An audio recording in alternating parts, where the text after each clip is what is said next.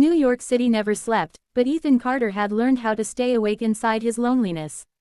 At 36, Ethan lived in Brooklyn, in a small apartment that overlooked a noisy street filled with yellow taxis, late-night laughter, and dreams that didn't belong to him anymore.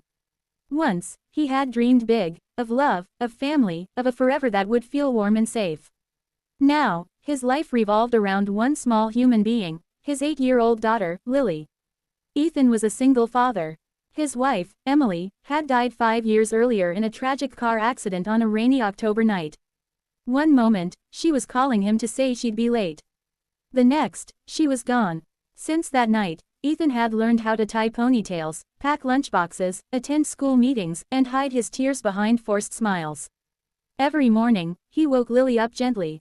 "Rise and shine, superstar," he'd say. She would rub her eyes and smile. "Daddy, do you think Mommy can see me from heaven?" Ethan would pause, his heart tightening. "I think she never misses a moment," he'd reply. A new beginning. Lily attended a public school in Manhattan, where Ethan worked as a high school English teacher. Teaching literature was once his passion. Now, it was his survival. Words were easier than feelings. One autumn afternoon, during a parent-teacher meeting, Ethan noticed a woman sitting alone in the hallway, holding a notebook tightly against her chest. She had soft brown hair, tired eyes, and a quiet strength that felt familiar. "Are you waiting for someone?" Ethan asked politely. She looked up, startled.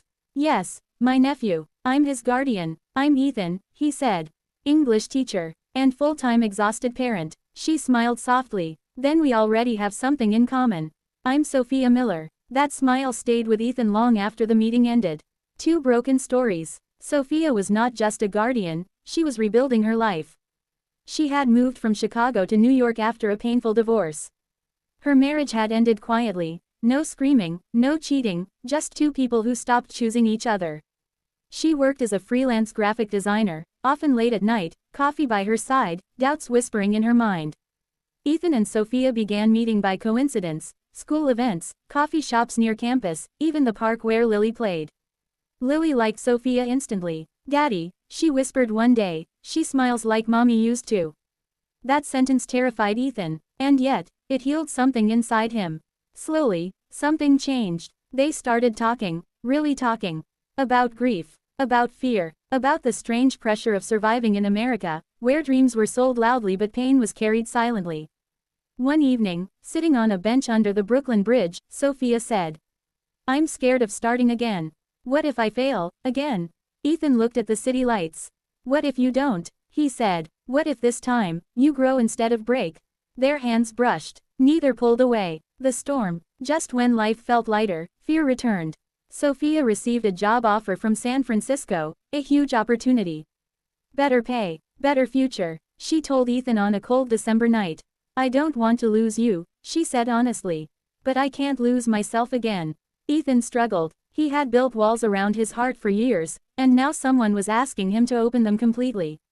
"I can't move," he said quietly. "Lily needs stability." Sophia nodded, tears falling. "I understand." They hugged for a long time, knowing it might be goodbye. A child's wisdom. That night, Lily noticed Ethan's silence. "Daddy," she said gently, "grown-ups forget something." "What's that, sweetheart?" "That love is brave." Mommy was brave. Ethan broke down for the first time in years. The choice. 2 days later, Ethan stood at JFK Airport, Lily holding his hand. Sophia was boarding in 10 minutes.